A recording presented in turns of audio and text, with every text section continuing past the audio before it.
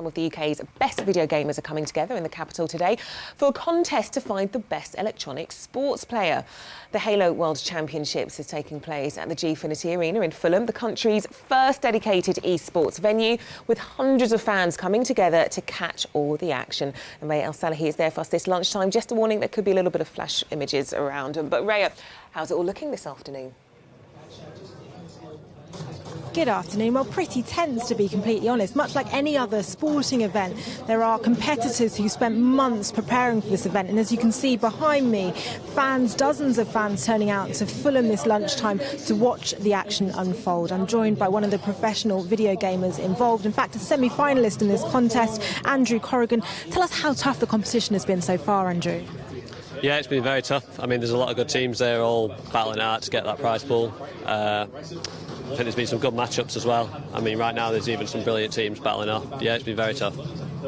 How seriously do you take a contest like this? I mean, how much work will go into preparing for what's happening here today? Oh man, it's serious business. There's a lot of practice. It's taken the same as sort of you would take a sport. There's a lot of hours put in, a lot of, there's a serious mentality to it. You can't mess about. There's money on the line at the end of the day. Everyone wants that prize pool. They want to prove they're the best. It's very competitive. And for you, this is a part-time job. How did you turn what for many is essentially a hobby into something that is an earner? Time and effort times 10. You've got to put the time in, you've got to put the effort, you've got to want to be the best as well. You can't just treat it as something that you might do on the side. You've got to treat it as you would anything else you want to be good at. You've got to put that time in, you've got to be willing to make it work, and you've got to break a lot of commitments that you would in day-to-day life. You can't be, you can't live a normal life and be a professional gamer. It's sort of, you can't have both. You can't have both cake and eat it. You've got to dedicate a lot of time to it.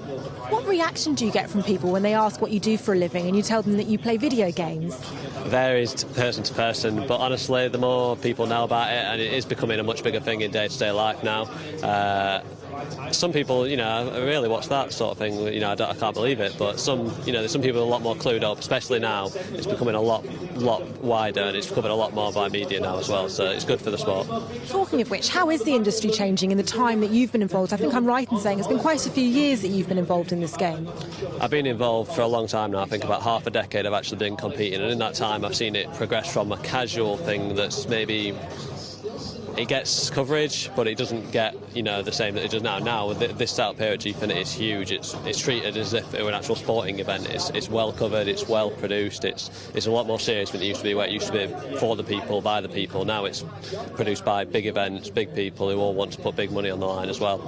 And just briefly, how does it compare here in London to other cities around the world? London's a bit special because there's always big events around here, and I've been to ones up and down the UK, across the globe as well. But I think the setup here in London it's really good. This is professional as well.